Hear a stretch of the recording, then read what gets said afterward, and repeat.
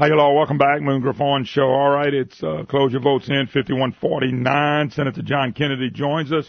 All right, Senator Kennedy, 51-49. First of all, thanks for being here right after the vote. You bet, Moon. As you point out, this is just a vote to end debate. In the usual circumstance, if someone votes to end debate, that means they're going to vote yes on Judge Kavanaugh's nomination in this case. No guarantee, but it was a major step forward today. We received all Republican votes except for Senator Murkowski from Alaska. She voted against Judge Kavanaugh. She voted to continue debate, which would, of course, kill his nomination. And Senator Joe Manchin, a Democrat from West Virginia, voted in favor of Judge Kavanaugh, hence the final vote. Real quick, can we? And I know you got to work with them, and God knows I don't want you to say nothing bad, but I know Susan Collins, who voted with y'all, has now called a press conference to talk about the real vote she's going to make.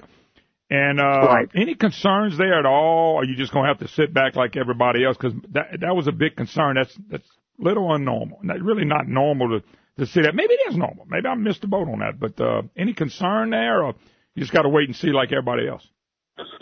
Well, sure, there's concern. This was not a final vote. This was a procedural vote. It's a very important procedural vote. But I'm anxious to hear what Senator Collins has to say. Her vote is her own on something this important. I'm not going to tell my colleagues how to vote. I'm going to tell them to vote their heart, but try to take their brain with them. Mm-hmm. And I think the evidence is just so clear here that none of Dr. Ford or Ms. Ramirez's allegations have been corroborated. I just don't, in my opinion, Kavanaugh didn't do it. He just didn't do it. Well, I know the Democrats, with the help of media, they have put on a show.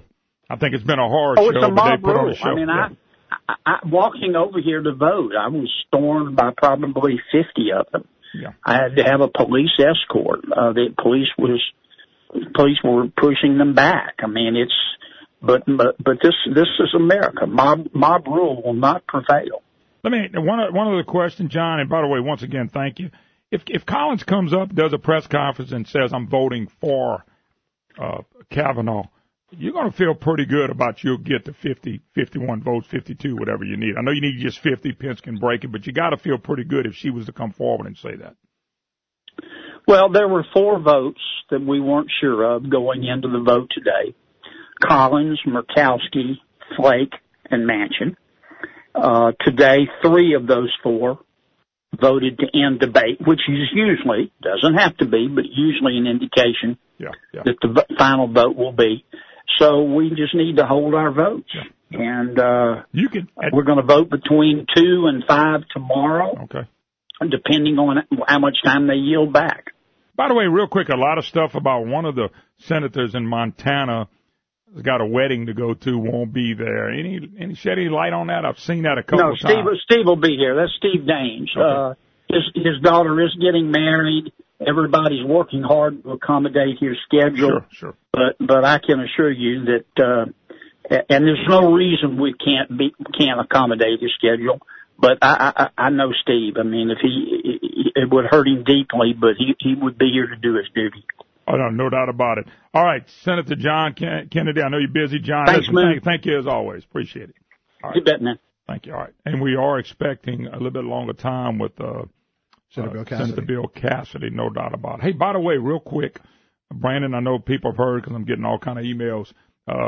David Bertrand came in here from Shucks yesterday, and we cut a spot. What we're doing is, if you want to register, you can be anywhere in the state. You can be in Lafayette. You can be in Shreveport. And you'd like to come to Shucks, 2 people, I'll eat lunch or supper with you one day. And we'll go to Shucks. And anybody knowing we're going there, you're welcome to come eat with us. Now, we're not going to pay for yours, but come eat with us. We'll visit. We'll have a heap good time. And he wants to do it once a week, maybe starting as early as next week. So if you want to get into a Shucks giveaway, all you got to do is email me, moon@moongriffon.com, moon@moongriffon.com, and say, hey, Moon, I want to go to Shucks with you. Me and my bride or my girlfriend or boyfriend or whatever, and we're going to accommodate you if you win. And we may do this for the next month. So anyway, love to have you. Just email me, moon@moongriffon.com. Let's jump gears. Senator Bill Cassidy, straight off the vote for the closure vote on Matt Kavanaugh. First of all, good morning, Bill. Hey, good morning, Moon. How are you, brother? Doing pretty good. Now, big vote, advancement 51-49. You reading it? I know normally that's how the vote would go. This thing has been so funny, so weird, and I know Collins is calling a press conference at 2 o'clock to tell everybody how she's going to vote. How, you read anything into this right now? You just got to sit back and watch it all unfold. I know how you're voting. I think that the people who looked at the FBI investigation, one, it's going to now pass. This was the vote that was key. At this point, it's just a question of the final vote. And so, assuming 6 people don't die, this is going to be a yes vote for Kavanaugh tomorrow. Do you think he's going to win 51-49? He may win 50-49. Steve Daines from Montana for months has had his daughter's wedding scheduled. He is to walk his daughter down the aisle. He has said that he is going to walk his daughter down the aisle. I get it. Because frankly, the vote could be held over till Monday.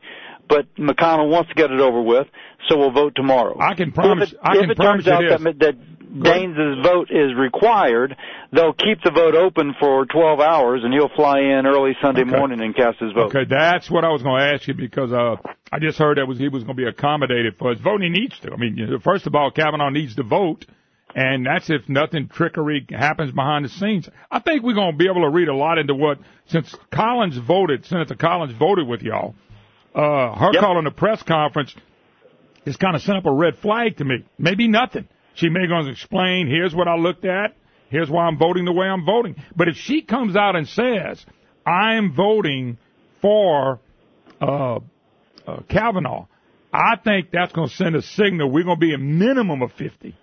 Minimum of 50. Well, I think what she's going to do, because the left has used innuendo and hearsay and character assassination. Sure. If you didn't see Mitch McConnell's speech before the vote, download it.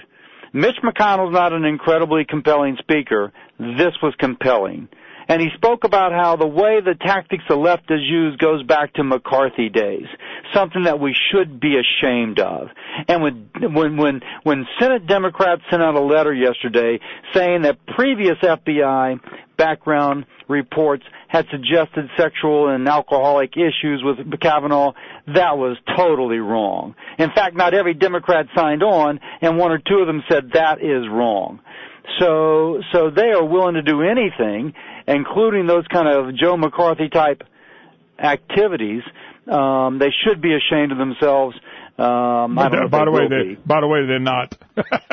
Yeah. Senator Cassidy, talk a little bit about. I do want to bring this up, and I thought it was very good.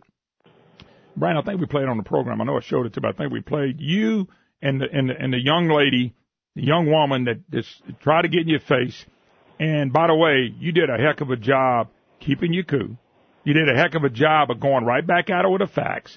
Talk a little bit about that, because, most people never go through stuff like that when somebody's in your face. I hate bullies. I hate bullies. And what they were doing, the protesters, they didn't want to sit and walk and talk to you. They just wanted to sit and scream at you and make you feel intimidated. Well, baby, I'm not going to allow that, no matter who it is. And so they were just coming at me, and I'm thinking, this just is not right. So if you just want to sit and scream at me, let's actually try and talk. Maybe there's actually a chance that we can talk as opposed to you just yelling. And she just wanted to yell. But I thought you did a great job, because you just stayed with the facts. And I noticed with these people, they don't want the facts. They've never dealt with the facts. I saw Hildebrand the other night, last night, and boy, she has discredited him Kavanaugh for everything. She doesn't care about the facts. How many Democrats? These people are only doing what the leaders in the Senate have done, and the media has told them to do. They just told you, go attack, go attack. Maxine Waters, go attack, go attack. I thought you handled it well. I thought you did a great job of just taking your time. You didn't stop, which I don't blame you. You kept walking and talking. She couldn't go answer anything. No, all she could go back is to the character assassination, which is unfounded, which is not corroborated, but it's just a big lie. And the more and Moon, that could happen to anybody in our society if we allow it to happen now. And you just can't. It doesn't matter if you're male or female. You can just start. And they try to do it with Nikki Haley, by the way. They tried to make scurrilous kind of accusations about her, and it kind of bounced off. But with Kavanaugh, they kept pushing it, and it's wrong. And we just got to call it out and stop it and not allow it. You know, Senator Bill Cassidy, my special guest, before we take a break, and I'll come back and give you another segment. You know, one of the things that I know is, Donald Trump, like him or not, Donald Trump's a fighter. And Donald Trump has fought them all away. And I think that eased over to Kavanaugh. Kavanaugh's been a fighter. He could have backed out any time. Trump could have pulled him at any time. I think when you mentioned McConnell, and I looked at Grassley, these are guys I've never seen get pumped up. And if they're looking at this thing saying, we're right, they're wrong, I'm going to fight on this one. And that's what I think people are looking up going, wow, finally fighting against the Democrat and the media, which is the same thing. I think what everybody in the Republican caucus felt, because as you've seen, Ted Cruz goes out to eat with his wife, and they attempt to physically intimidate. McConnell goes out, they attempt to physically intimidate. You walk down the hall, they attempt to physically intimidate. Now, if they win, frankly, they'll do it next time. And that's wrong. We can't have a democracy in which thugs go around attempting to enforce their will upon the American people by intimidation. That's wrong. I wish the mainstream media would call it out. I think because it's Democrats, they've chosen not to. Oh, no. But the videos of Cory Booker and Maxine Waters telling people to get in their face are frankly despicable. You realize if one person in the Tea Party had accidentally tripped and fell into somebody, they would have wrote about that as harassment and abuse and everything else. Just tripped on accident. These people are actually going. We've had over 600 people from Donald Trump that were beat up. Yeah. I tell you, it's a double standard the press has, because frankly they agree with the left. When CNN runs uncorroborated, like the person sent a letter, didn't sign it, didn't put a date, just said I was sexually abused or something like that, I forget what it was, and CNN reports it, there's like no journalistic standard. All that matters is let's get it out there, and then it's walked back. They have actually been complicit in how this is going forward, and I would like to think they would have a sense of shame, but they're not going to. All right, let me take a quick break. Senator Bill Cassidy, my special guest. We'll do one more segment with the senator. 844-766-6607. Hickson has a hotline if you'd like to be part of the program. You're listening to the Moon Griffon Show. Now, that's some good advice. Finally, but it wasn't marriage advice. Not marriage advice. All right, 844-766-6607. Hickson has a hotline. And I don't think that advice would work in a marriage. No, you're right about this. Senator Bill Cassidy, who just coming off the vote to end this feeling. Hey, Bill, real quick, you feel real strong about this working now tomorrow, don't you? Oh, yeah. Manchin voted yes. Murkowski voted no. That gives us 51-49. And I can tell you McConnell's feeling uncomfortable about it because he's holding the vote. Daines going to his daughter's wedding, we spoke of that. But even if Manchin flips back or somebody else, they would hold the vote open for Daines to come in, and I think Vice President Pence would be on call to come cast the deciding vote if it was deadlocked. Well, you could still lose one, no doubt about it. By the way, I'm laughing. Our friends at American for Limited Government just sent this out. One of the unsung heroes in today's vote to advance the nomination of Brett Kavanaugh is Harry Reid, who in 2013, when they had the power, began the process of eliminating judicial filibuster so that Senate minorities could not have an effective veto over the president's choice of judges. Today, they thank former Senator Harry Reid. I knew he would be good for something. You know, a couple of things. You want to hear something interesting? Yeah. I often thought about this. Remember Robert Bork, of course.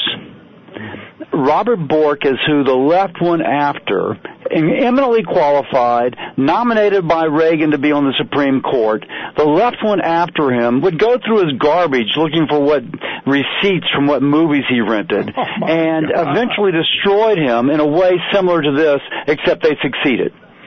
So if Bork was not appointed to the court, and Anthony Kennedy was, Bork died like the 4th or 5th year of Obama's presidency. If Bork had been successfully put on the court, Obama would have appointed the successor. But because Kennedy was, we now have Brett Kavanaugh. Wow.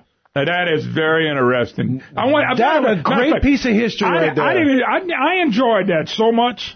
Would you please do me the honor and repeat it? Because I want to salute Harry Reid, a leftist, and to me a very evil person, but I want to salute him for what he did. Explain this slow. I want everybody to get this. Go ahead, Senator Cassidy. Let's go back in history. Robert Bork, eminently qualified, was nominated by President Reagan to serve on the Supreme Court. The left went crazy for the same reason they're going crazy over Brett Kavanaugh. He was such a great jurist, they were afraid he would be too influential, and so therefore they would go through his garbage looking for receipts as to movies he rented, trying to find something to discredit him. They eventually did discredit him enough that he did not get put on the court, and Anthony Kennedy was put in his place.